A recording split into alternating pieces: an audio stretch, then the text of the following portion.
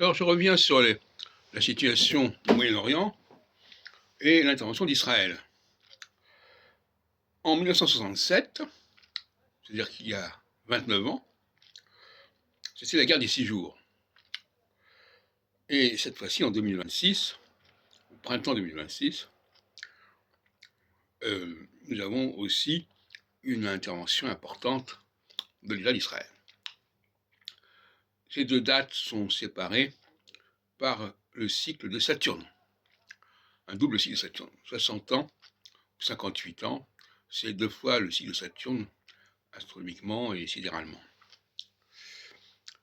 Ça veut bien dire que finalement, ce qui se passe en Israël, le comportement de l'État d'Israël, en tout cas le comportement des dirigeants israéliens, parce que dire l'État, bon, c'est un peu vague, est marqué par le cycle de Saturne. Le cycle de Saturne en astrologie septennale. Mais de manière générale, c'est quand même des chiffres qui sont parlants par eux-mêmes. Donc, est-ce qu'il faut comparer la guerre de 6 jours avec cette guerre avec l'Iran, etc. À mon avis, oui, astrologiquement, oui, ça se défend tout à fait. Je ne sais pas si quelqu'un l'avait remarqué, mais il faut déjà avoir en tête le nombre 30, 29 pour faire les rapprochements.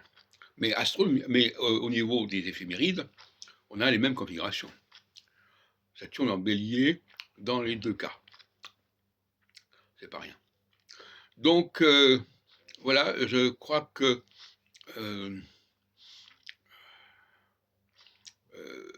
en phase d'In, les Israéliens ou les Juifs ont la capacité de dominer, de prendre le dessus, d'arriver à une certaine victoire et d'exprimer une certaine puissance. Ça vaut à la... Bon, alors c'est Netanyahou qui est là-dedans, mais enfin, c'est pas uniquement ça. Et d'ailleurs, aux États-Unis aussi, il y a aussi probablement une dominante juive qui joue quelque part.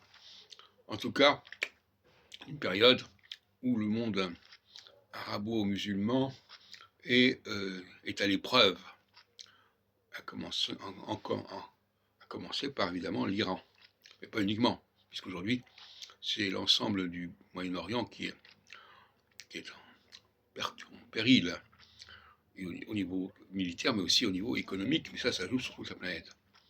Voilà, donc, voilà un point important. 29 ans après la guerre des 6 jours, nous avons cette guerre Iran-Israël et tout ce qui va autour qui se manifeste.